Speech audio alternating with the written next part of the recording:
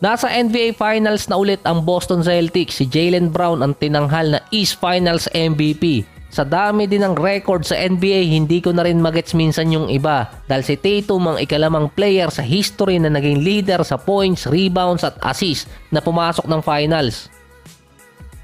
May average sa playoff si Jason Tatum na 26 points, 10 rebounds at 5.8 assists per game. Si Tatum din ang worst 3-point shooter ng Celtics sa playoffs. Base yun sa stats, 2 out of 6.8 per game, nasa 29%.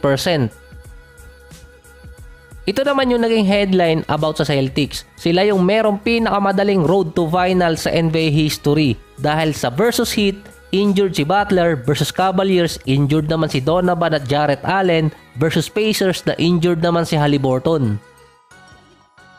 Interesting din kung sino makakatapat ng Celtics sa NBA Finals dahil may bagong young player ang makakakuha ng kanilang unang championship. Nang dumating din si Tatum sa Boston, contender team na agad yung Celtics.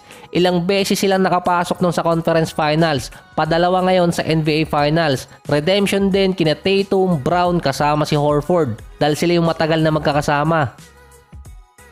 Ang isa pang pinagbasihan talaga ng headline na pinakamadaling track sa Celtics sa NBA Finals ay yung win-loss record ng mga teams na nakatapat nila sa playoffs. Walang naka 50 wins dun. Kung sakali, sa finals pa lang sila magkakaroon ng makakatapat na merong 50 wins sa regular season. Ang Celtics mayroong record sa playoffs na 12-2. Sa tatlong series, ang pinakadumikit sa kanilang score, Indiana Pacers, kahit na sweep pa nila yun. Last year, ang Denver Nuggets, walang team din na nakatapat na 50 wins. Katulad din ng Boston ngayon, tinag din na pinakamadaling nakapasok sa NBA Finals noon ang Denver Nuggets.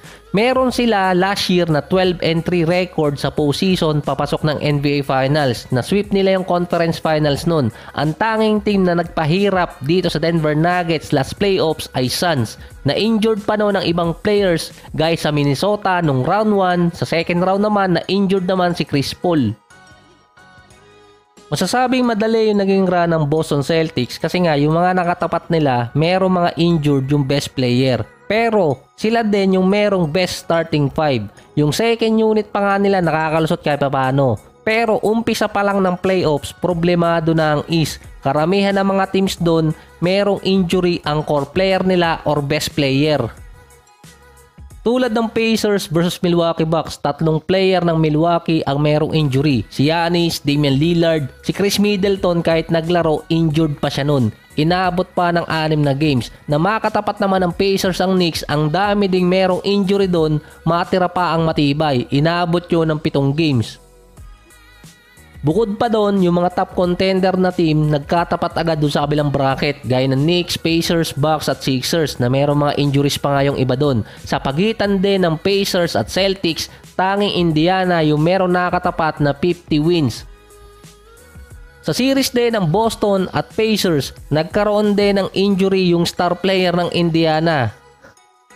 So madali naman talaga yung naging run ng Boston kasi problemado yung buong East Conference. Pero ito kasi yan, yung Boston tinag na madali yung naging road to finals. Pero kung Pacers ang pumasok, ganun din kasi ang magiging narrative sa kanila. Dahil sa Celtics, injured si Porzingis. Lahat ng nakatapat nilang teams, merong kulang sa lineup. Ang Celtics ulit ang team na nakapasok sa NBA Finals na number 1 team sa buong NBA. Since 2017 Golden State Warriors na nag-champion din noong taon na yon. Sa 8 season din, 6 na beses na pumasok ni Brown at ni Horford sa Conference Finals, halos dynasty na yon.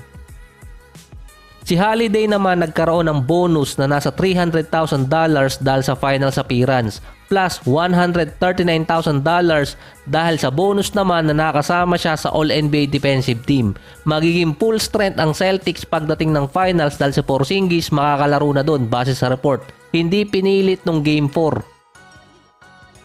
Hindi minadali ng Celtics yung paglalaro agad ni Porzingis dahil lamang pa sila sa series versus Pacers. May 9 days na pahinga ang Boston bago ang Game 1 sa June 7. Home court pa nila. Ang Game 2 June 10, ang Game 3 June 13. So medyo matagal yung pagitan. Tatagal din ang NBA Finals until June 24 kung aabutin nyo ng Game 7.